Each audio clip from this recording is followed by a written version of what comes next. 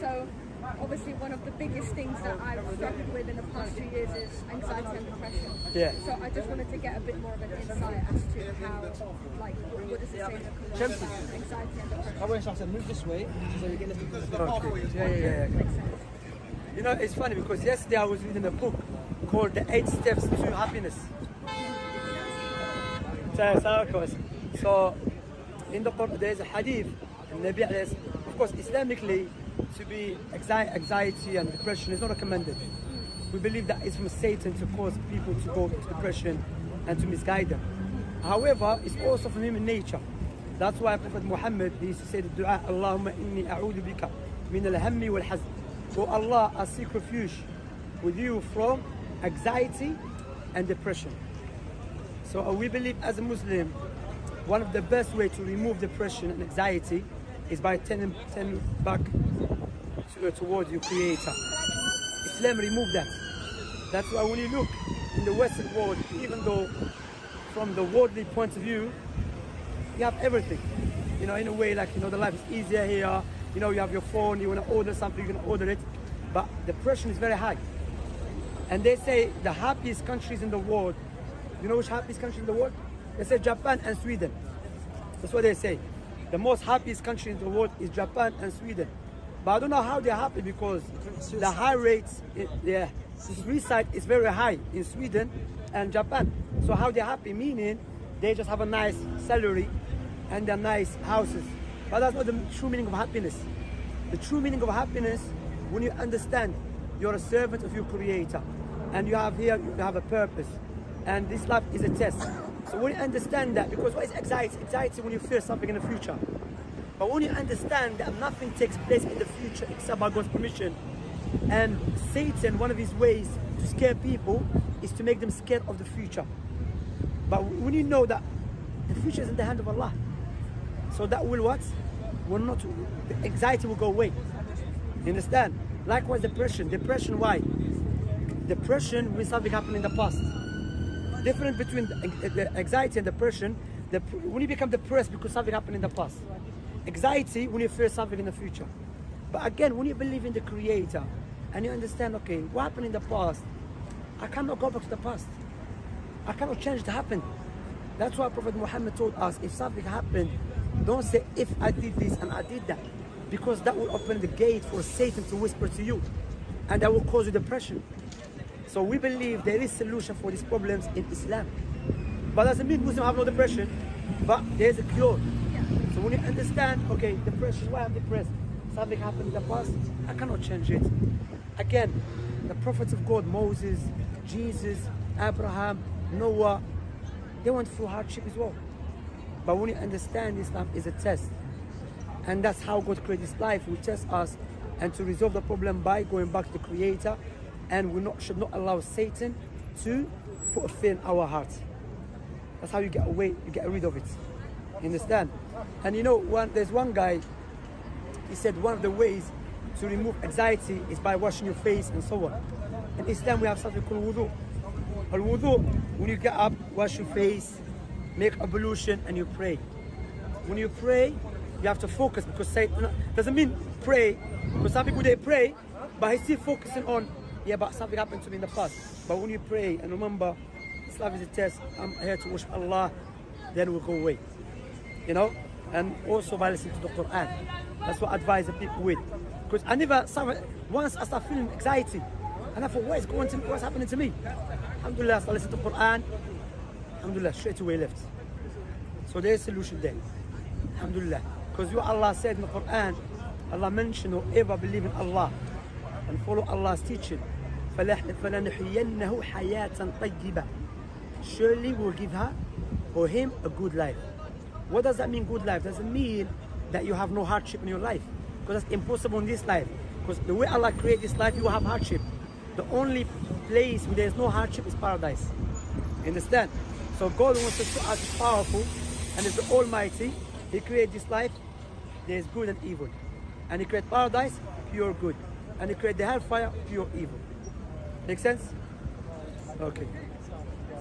Second question.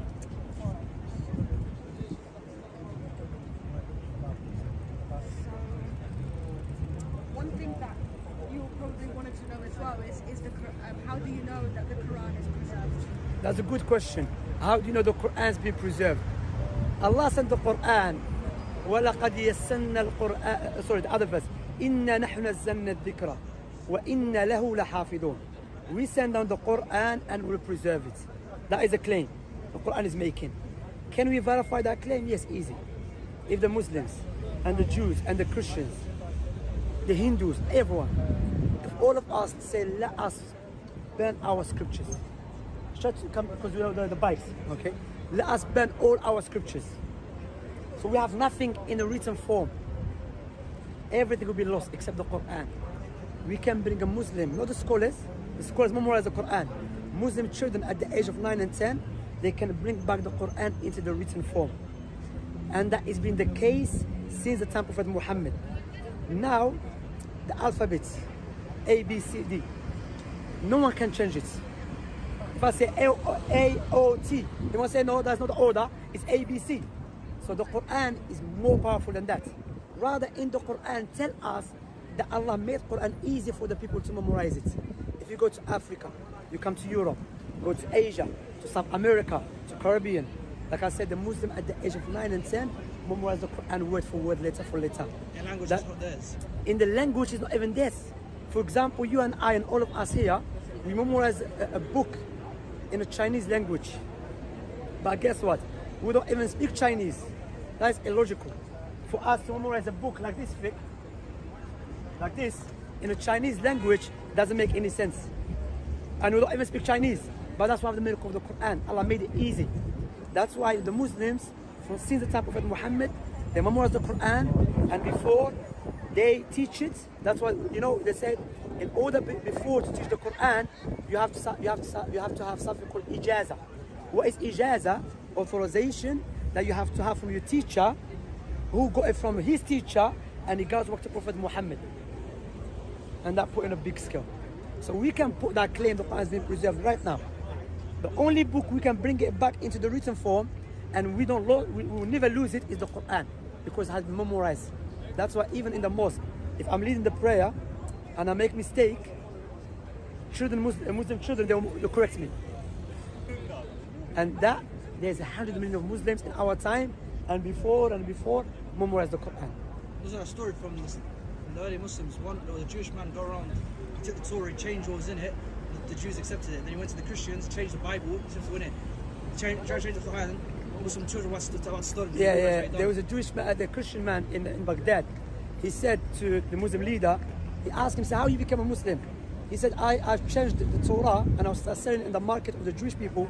They didn't recognize I've changed it.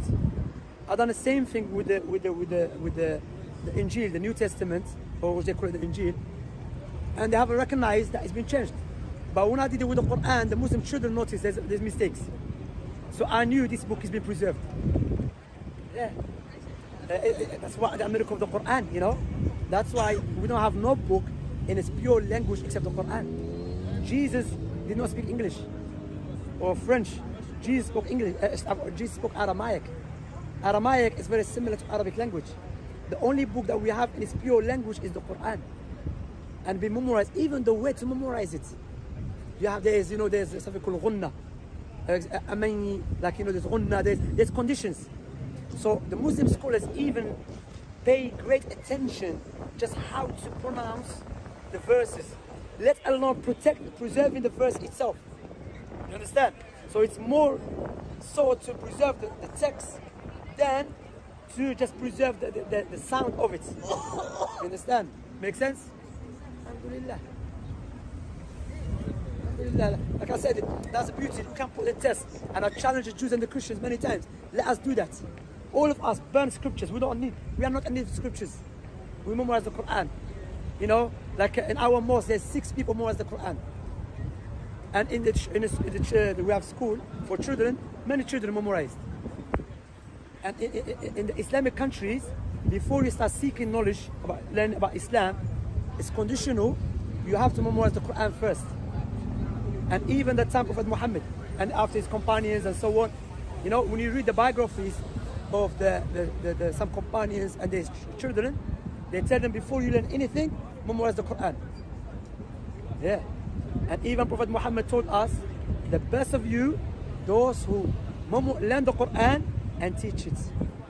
And the Prophet Muhammad told us, do you know what is better than having war and fighting against enemy? To go and memorize the Quran. And even the Quran encouraged us to read and memorize it, like was the hadith. But when it comes to the Bible, for example, the Bible, the New Testament, Jesus had no clue about it, because the New Testament was written after Jesus. But the Quran that we are teaching from, Prophet Muhammad was teaching from it too. Yeah. You're welcome.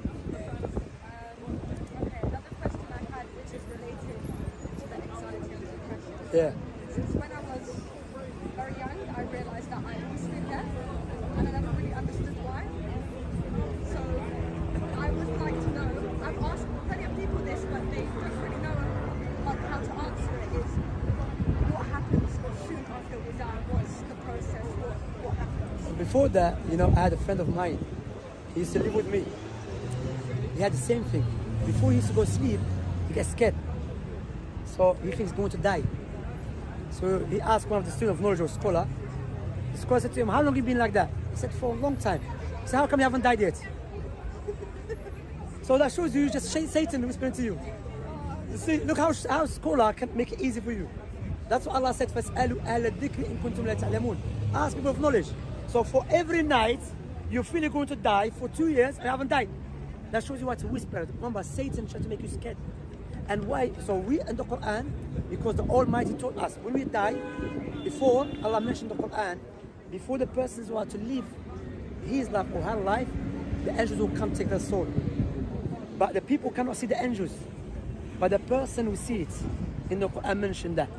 So if the person was a righteous person, it will be easy to take his soul or her soul. And if he was an evil person, the soul start running away inside the body. Then the angel will go inside and take it out. I remember there's a boy, I read in a newspaper, he was about to die, and his mom said just before he died, like, I don't want to die, I don't want to die. You know, he was so scared. You know, even you can said that his face changed. So the point here is, in the Quran, the Sunnah tells exactly what happened. So Prophet Muhammad mentioned to his companions, just before the person leave his life or her life, the angels will come. If he was an evil person, they will not even hold the soul for a long time. Then the soul goes up to the sky, and Allah will order it to go down. You know, and if it was a righteous soul, the gates of paradise will open for it as a glad tidings. Then when they take in the person to the grave, if there was a righteous man, he said, hurry, hurry, because you know what is waiting for him or for her is better than this life. Yeah, this smile about the, look how he's smiling like it. So when a person, if he was an evil man, he would say, don't take me. Where are you taking me? Then when you put him inside the grave, 2 angels will come, called Munkir wa Nakir. That's the name of them, Munkir wa Nakir. And Nabi alayhi, the Prophet said, they have an evil face, you know, and they will ask you, who is your Lord? So if your life was just worshipping money, wasting time, you will not be able to answer it. What is your religion? Who is your prophet? And if you're a person that worship your creator, follow Islam, then you'll be able to answer it. Then what happened? They will show you the place in Jahannam, the hellfire. They said, if you disbelieved in God, that would be your place. But because you believe in Allah and you follow the Prophet Muhammad, your place is paradise. They said to him, go sleep like the first night of the bride and the groom, yeah? And he would say, oh my Lord, establish the day of judgment. Because he knows what is waiting for him is more beautiful. Then the evil one, they'll show him his place in the hellfire. And he will say, oh my Lord, do not establish day of judgment. Because he knows what is waiting for him is worst. Then Allah, of course, when the day of judgment happens, everyone will come back to life. So Prophet Muhammad told us the life of the grave either is a place of paradise or a place of the hellfire. That's why Prophet Muhammad ﷺ taught us to seek refuge with Allah from the punishment of the grave. You know, when Prophet Muhammad taught us visit the graveyard, because the graveyard, when you go to the graveyard, those who are inside the graves, they were like you and all of us here. Young, old, married, not married, have family, walking, joking. next minute drop dead inside the graves. Allah said, لَقَدْ جِئْتُمُونَا فُرَادًا. You have returned to us just as we have created you. وَتَرَكْتُمْ مَا خَوَّنَّاكُمْ وَرَاءَ ظُهُورِكُمْ. And you have left what we have given you behind you. Know your followers on TikTok, know your family, even your parents who love you so much, they will put you inside the grave and they walk away. Prophet Muhammad ﷺ said, when a person will be taken to the grave to be buried, 3 things follow him: his family, his wealth, and his action, bad or good. His family and his wealth will return, and his actions will stay with him. So inside even another narration, Prophet Muhammad said that when a person will be in the grave, a man will come full of light, not like a human being, but like his actions. And he said, who are you? You seem like a person of a good news. He said, I am your righteous actions. If he was an evil man, you will come like an evil person. He said, who are you? You can see like you're going to bring a bad news to me. He will say to him, I'm your evil action. You know, that's what Allah said. Prepare ourselves. Allah said, don't let this life deceive you, because this life is temporary. This life is temporary. You know, I always give this example. Imagine it's winter time, it's severe cold. And I said to you, I have 2 houses. And you are living outside, you have no place, and it's severe cold. Snow, minus 50. I said, look, I have 2 houses. One house is made out of plastic and wood. You can live there the whole winter. And one house is made of silver and gold. But you only stay in there for 1 night.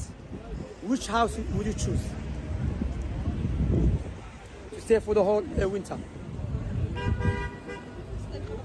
Yeah. No, the gold and silver only for 1 night. Then you go outside in the severe cold. The other one, which is made out of plastic and wood, you will stay there for the whole winter.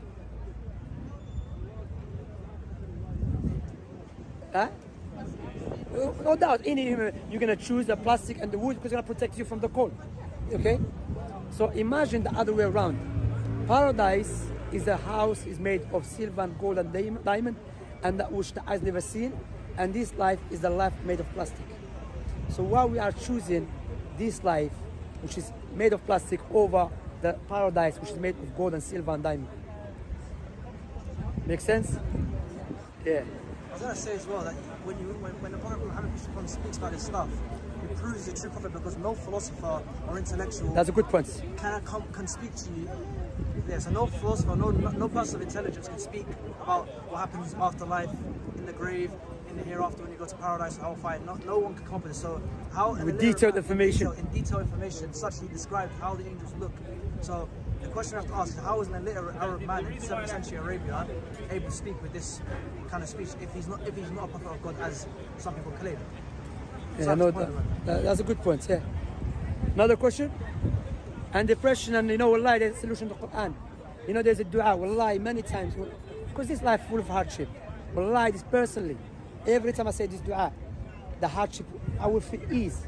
Prophet Muhammad told us, if you feel hardship, then say this dua: Allahumma inni abduka, ibnu abdika, ibnu amatika, nasiyati biyadika, madin fiyya hukmuka, عدل في قضاؤك، أسألك بكل اسم هو لك سميت به نفسك أو أنزلته في كتابك أو علمته أحدا من خلقك أو استأثرت به في علم الغيب عندك أن تجعل القرآن ربيع قلبي ونور صدري وجلاء حزني وذهاب همي. The meaning of the hadith: Oh Allah, I am your servant, the son of your servant male, the son of the servant female, and you are the one who judges everything, and you are just in your judgments.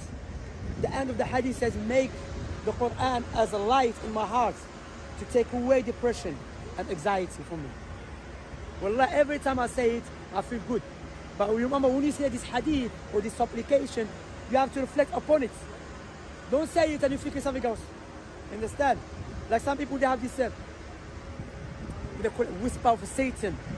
Even they don't trust nothing, everything, they're too paranoid. There's a way to move in the Quran and Sunnah, but you have to fight it. You have to struggle, because this life, what is it? Jihad, struggling, to struggle, and the outcome of that is paradise. So there is no happiness except by following the Creator. That's why many times you can check our videos.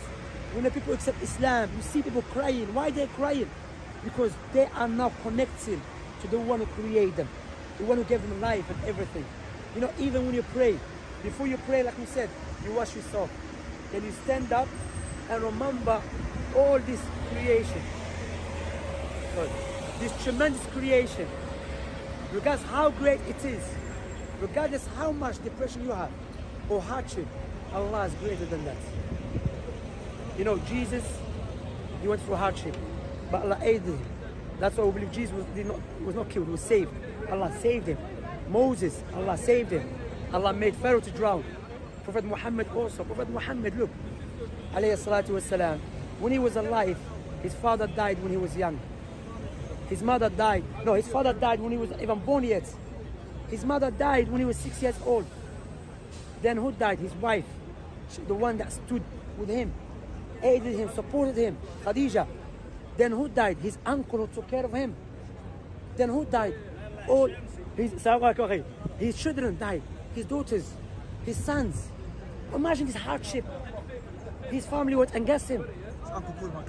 His uncle was following him in the street, calling him a liar, liar, even though he knows.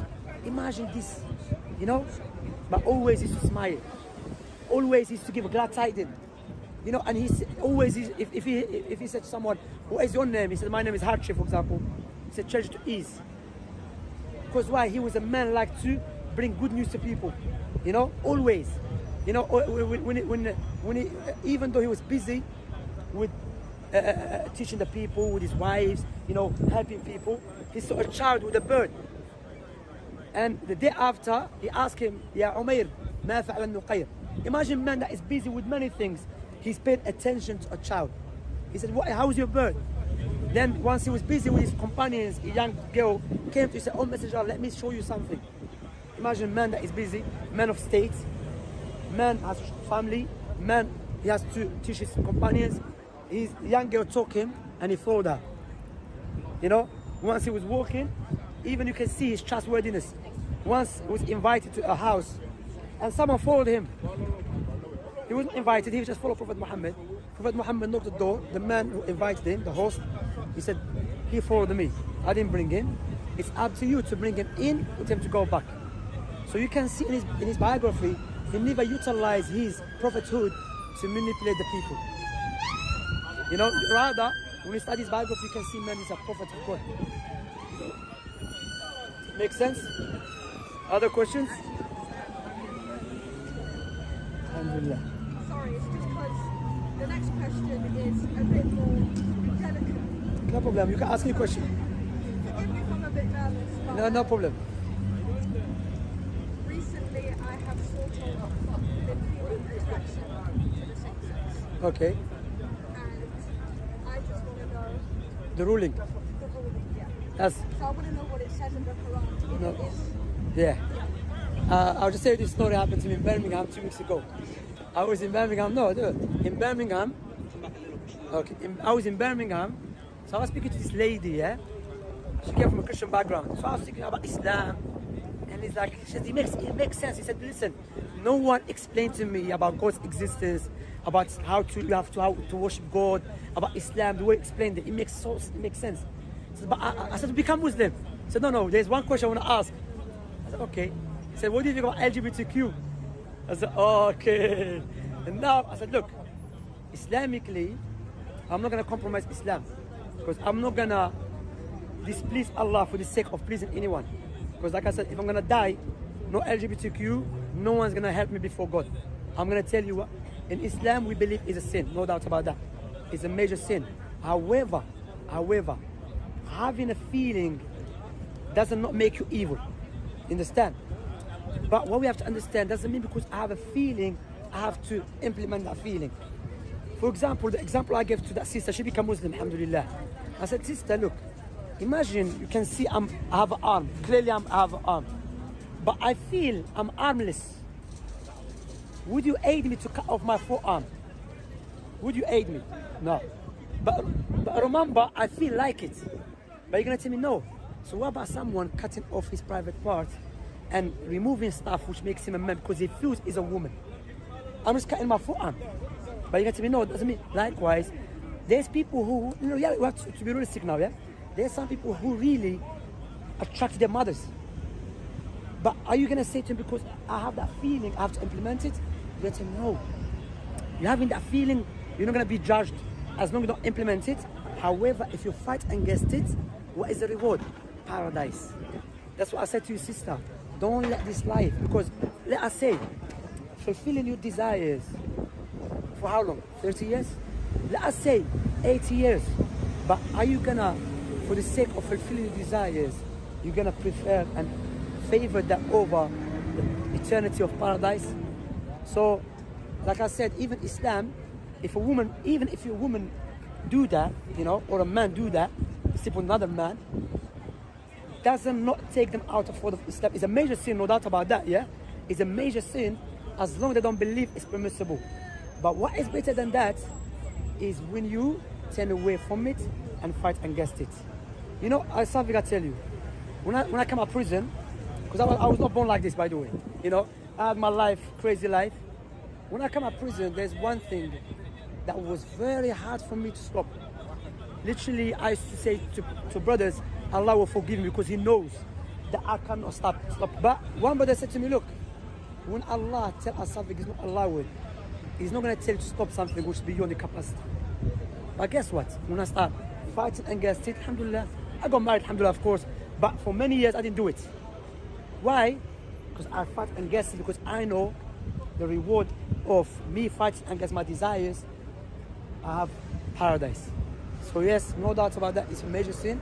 And doesn't mean because you feel something, we have to implement it. Because if we accept that, because we feel something, you have to accept it.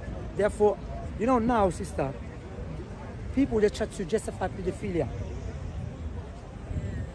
I'm gonna show you, This show was an Australia show. You know, do you know about a program called 60 Minutes?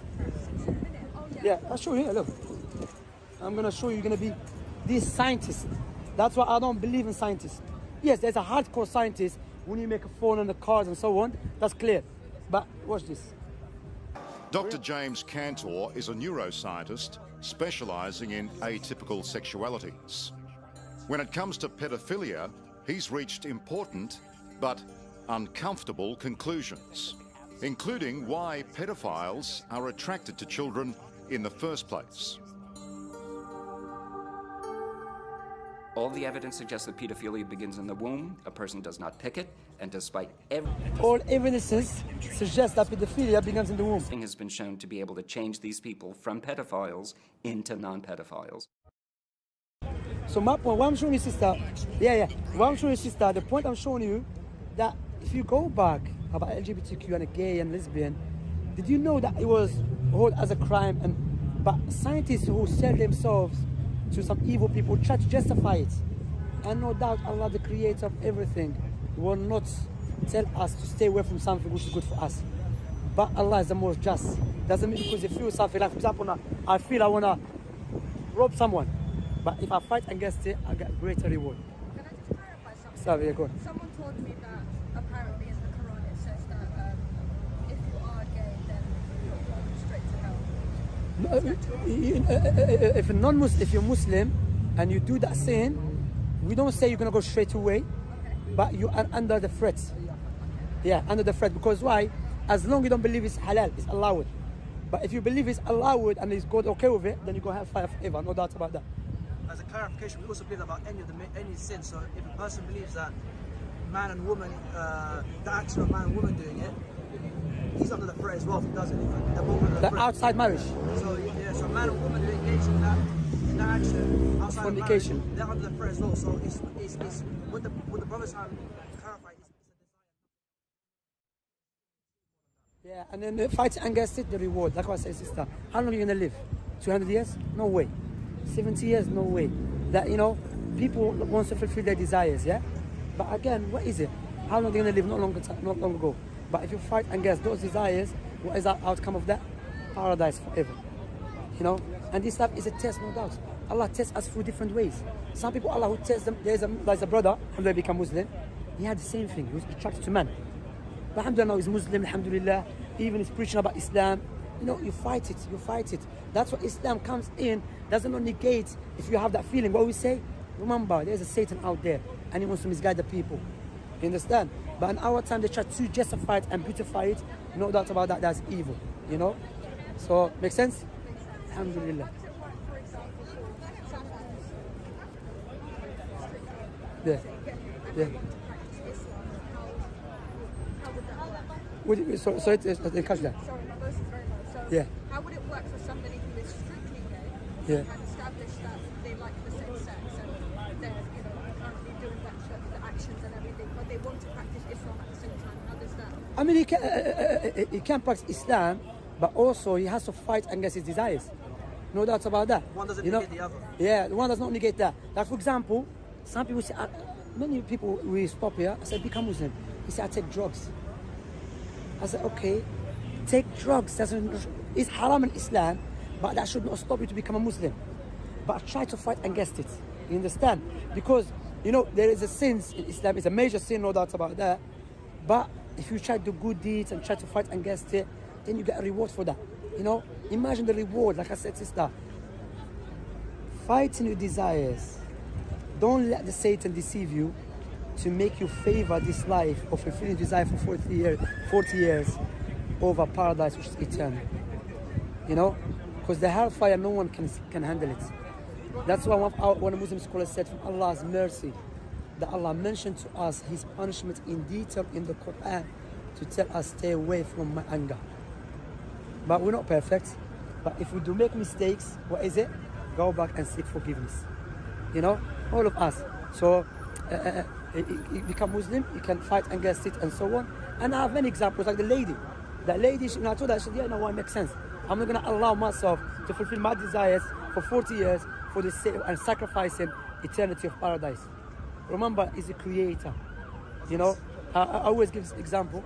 I was going to say as well that one of the ways that Allah mentioned in the Quran that He raised mankind over other beings is the ability to resist the temptation of desire. Desires, so yeah. Animals, for example, they just do whatever. That's it. Wherever desire comes from, they fulfill it. And mankind, they've been honoured with the fact that they have the ability, because we know what harms and what benefits that we can act upon, following that was what harms and benefits. And that's why one of the ways Muslim scholars define intellect is the ability to know what harms and what benefits, and following that which benefits and even that which harms. That's why in Islam, anything that harms intellect in Islam, anything that harms intellect is forbidden. Why? Because the sound reasoning differentiates us from the animals. Like, even some people try to justify gay, they say because some animals do it. But some animals, when they get too horny, like, just speaking, they start hugging the sofa and the table. Doesn't mean we go hang a top or a table, you understand? You understand my point? It makes sense, isn't it? Because it doesn't mean because animals do it. I mean, animals relieve themselves openly. So I'm going to relieve myself. No, Allah said, فَضَّلْنَ بَنِي آدَمْ. We have favored the children of Adam over the other creation with a sound reasoning, And this stuff is a test, fully test. Like, certain things you love so much, but Allah said in the Quran, عَسَى أَن تَكْرَهُ عَسَى أَن تُحِبُّوا شَيْئًا وَهُوَ شَرٌّ لَكُمْ. Perhaps you love something, but it's bad for you. That's why when Allah created paradise and the hellfire, He told the angel Gabriel, go look at them. So angel Gabriel looked at paradise, he said, oh Allah, everyone's going to enter paradise. Then he looked at the hellfire, he said, oh Allah, no one will enter the hellfire. Then Allah created surrounding paradise that which humans doesn't like and dislike, even though it's good for us. And He surrounded the hellfire with the things which we desire, but it's not good for us. Then the angel Gabriel said, oh Allah, majority of people go to the hellfire and a few people go to paradise. Allah said, indeed, paradise is a abode for the people who deserve my love and my mercy. And the hellfire is a abode for those who deserve my anger. So you choose, sister. Don't let this nothing stop you. That's why you're going to remember, sister, the end of this life is death, and we're going to return to God. When the people see the hellfire, or even at the death, they say, قَالَ رَبِّ ارْجِعُونَ لَعَلِّي أَعْمَلُ صَالِحًا فِي مَا تَرَكْتُ. Allah said, when the death comes to one of them, because when the death comes to you, remember, now you can see the angels. Now you can see what people cannot see. Now that you are facing the reality, what are you going to say? Oh Lord, return me back to the righteous actions. No, return me back to do lesbian or to be gay. No, none of that.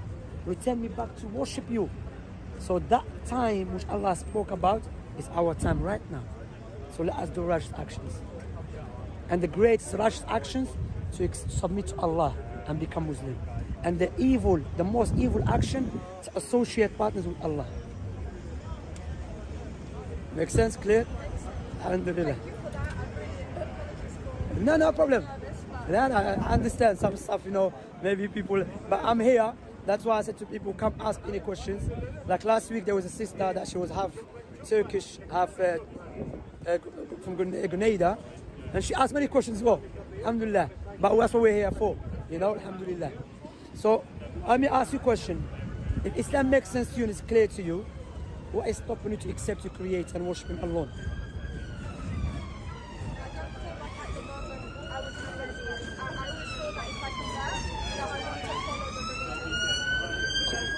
Fully. That is one.